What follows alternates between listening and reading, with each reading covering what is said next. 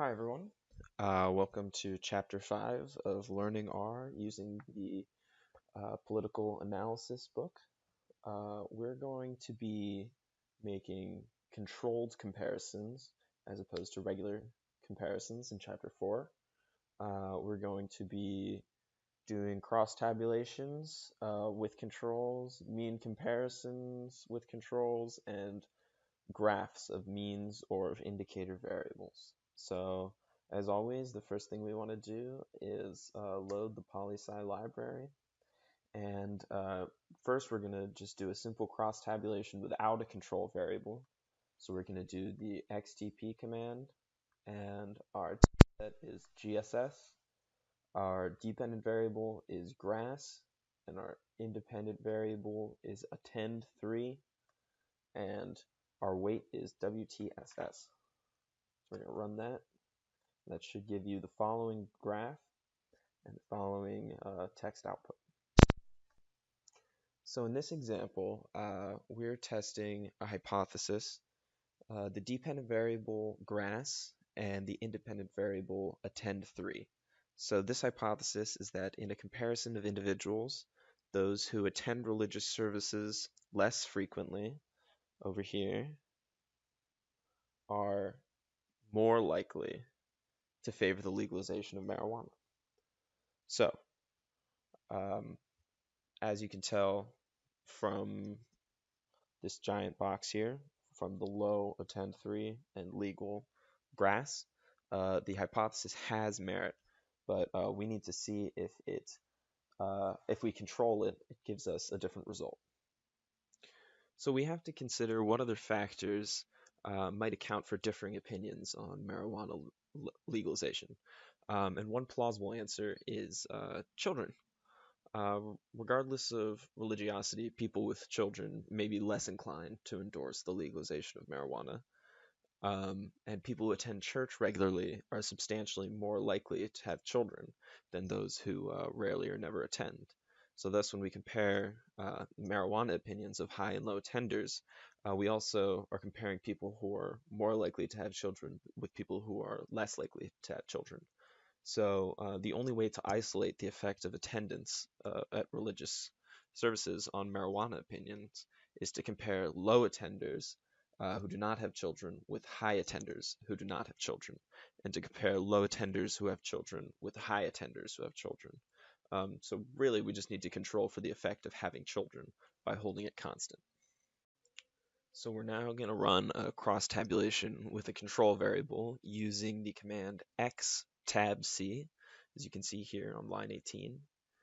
It's similar to xtp, but it's for with a control variable. So our dependent variable is grass, our independent variable is attend3, and our control variable is kids. And we're going to be using the GSS design dataset here. So when we plug that in, we can see on our text output that those without kids are much more likely to favor legalization than those with kids. So now we're going to do another cross-tabulation with an interaction variable. So we're going to do the same command, xtabC, and we're running basically the same thing. So you can copy and paste the previous script and switch in div law 2, which is divorce law, because that's what we're going to be looking at instead of grass. So let's run that.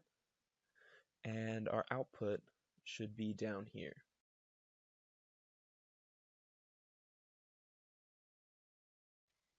So the first thing we want to do is we want to retrieve the level names of the variables to graph.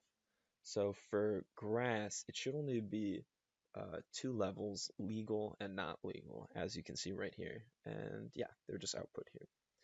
So we want to create the indicator in the non-designed dataset, and we're going to multiply it by 100 because it's numeric and we want to graph percentages, not proportions.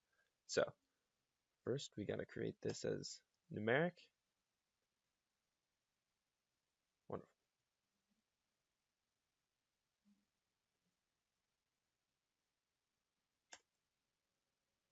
Okay, and then what we want to do is we're going to run our SVY design, updating the GSS dataset to include the new indicator.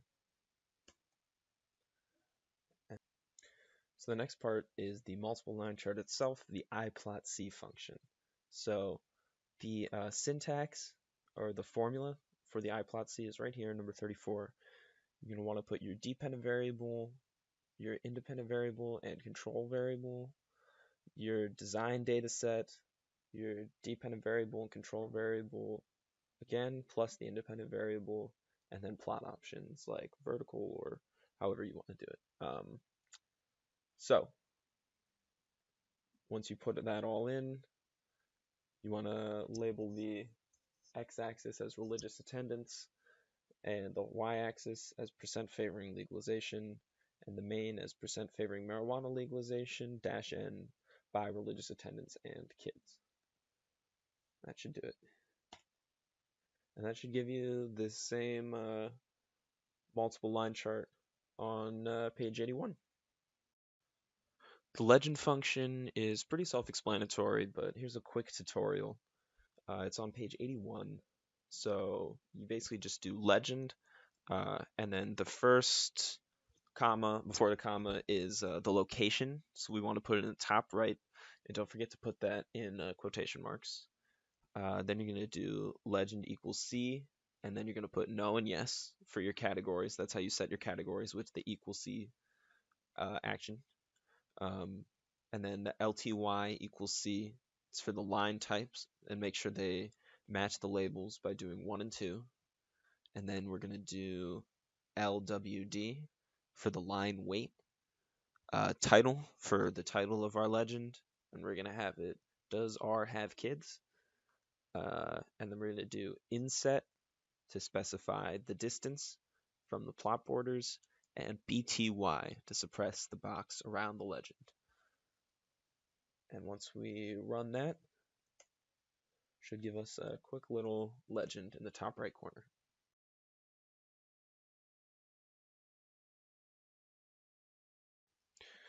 We're now on page 82 doing a mean comparison analysis with a control variable.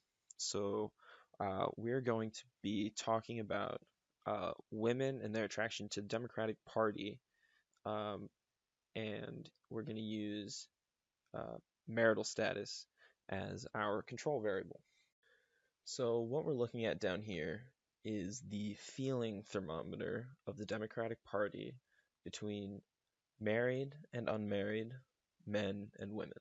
So as you can see from the yes section, both married men and women have roughly about a 50, or just under a 50 mean on the feelings thermometer, whereas unmarried men are at a 53, but unmarried women are at almost a 9-point jump higher, and they're much more likely than any other category to be strong Democrats. So we're now going to run our iplotC function to get a visual of what we're looking at here. So we're going to label our x-axis as gender and our y as Democratic Party rating, and our main title as the Democratic Party ratings by gender and marital status. And this is what we should be getting. So you can see this big jump between female and male, but we don't have a legend yet, so we can't really understand what we're looking at. I mean, we can, but the layman can't. So let's add a legend here.